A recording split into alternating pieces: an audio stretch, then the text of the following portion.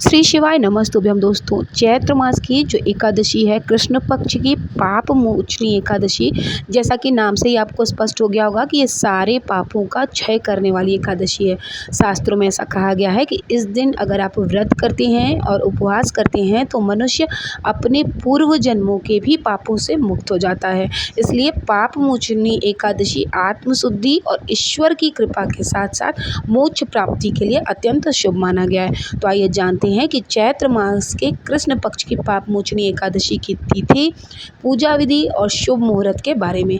तो इस बार एकादशी तिथि प्रारंभ होगी 25 मार्च को, दिन मंगलवार को सुबह जो है 5:06 से एकादशी तिथि प्रारंभ हो जाएगी और एकादशी तिथि समाप्त होगी 26 मार्च बुधवार सुबह 3:45 तक। इस बार की जो एकादशी तिथि है वो 2 बार पड़ रही है, मतलब 2 दिन रहेगी। तो ऐसे में व्रत रखने की तिथि को लेकर बहुत ज़्यादा असमंजस बना हुआ है। अधिकतर ऐसा होता है कि एकादशी तिथि जो है वो 2 दिन की पड़ जाती है, लेकिन आपको ये बताते हैं कि इस बार पाप मोचनी एकादशी का व्रत 25 मार्च मंगलवार को और 26 मार्च बुधवार को दोनों ही दिन रखा जाएगा। 25 मार्च मंगलवार के दिन एकादशी सारा दिन रहेगी, सूर्योदय से पहले जो है, लेकिन दशमी तिथि है और जब भी दशमी तिथि के साथ जो एकादशी का संयोग होता है तो जो भी वैष्णव जन है वह इस दिन उपवास नहीं रखते हैं। ऐसे में वैष्णव एकादशी का व्रत जो रहेगा वो 26 मार्च बुधवार को रहेंगे। लेकिन अगर आप चाहें तो दोनों ही तिथियों में व्रत रख सकते हैं, क्योंकि दोनों ही तिथियां सही हैं। तो मन में आप बिल्कुल भी डाउट ना रखें, संशय ना रखें। द्वादशी तिथि जो है वो प्रारंभ होगी 26 मार्च बुधवार को सुबह 3:46 पे और समाप्त होगी 27 मार्च गुरुवार को रात में देर रात 1:42 पर। तो यानी कि रात के समय में ही द्वादशी तिथि समाप्त हो जाएगी।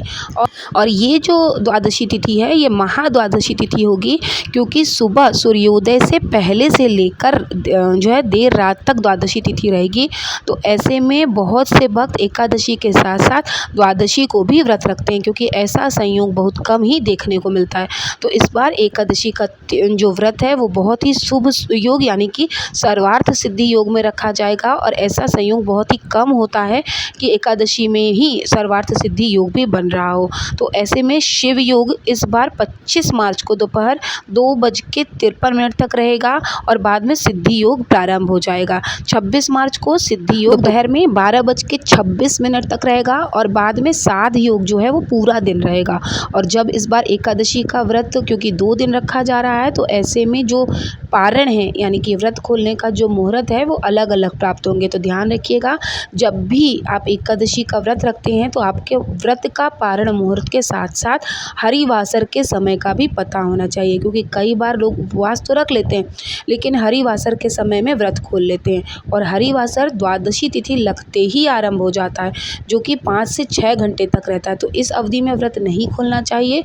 और जो लोग इस बार 25 मार्च मंगलवार को पाप मोचनी एकादशी का व्रत रखेंगे उन्हें 26 मार्च यानी कि बुधवार को सुबह 9:06 से 10:56 के बीच में पारण कर लेना है, या फिर दोपहर में 1:31 से 2:48 के बीच में वो अपना व्रत का पारण कर सकते हैं। तो और जो लोग 27 मार्च को 26 तारीख को जो व्रत करेंगे वो 27 मार्च को यानी कि गुरुवार को 6:28 से लेकर 6:40 यानी कि सुबह ही उन्हें अपना पारण कर लेना है। ठीक है, जो लोग 26 को व्रत रखेंगे, फिर से सुन लीजिए, 26 तारीख को व्रत रखने वाले 27 मार्च को व्रत खोलेंगे सुबह 6:28 से लेकर 6:40 के अंदर।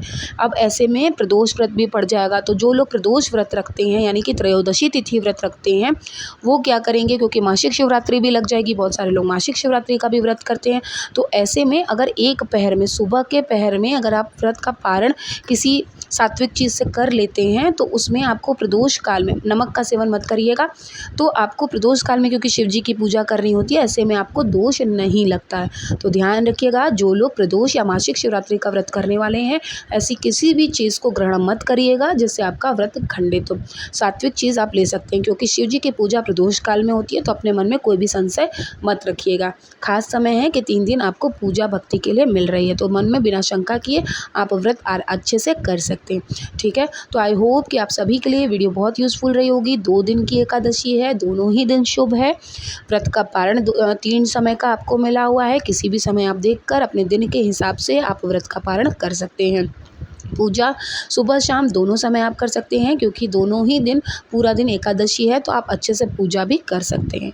तो आई होप कि आप सभी के लिए वीडियो बहुत यूज़फुल रही होगी। वीडियो अगर आपको अच्छी लगी हो तो प्लीज़ चैनल को ज़रूर सब्सक्राइब कर लीजिएगा। मिलेंगे नेक्स्ट वीडियो में, तब तक महादेव की कृपा हमेशा आप सभी पर बरसती रहे। ओम नमः शिवाय, जय माता दी।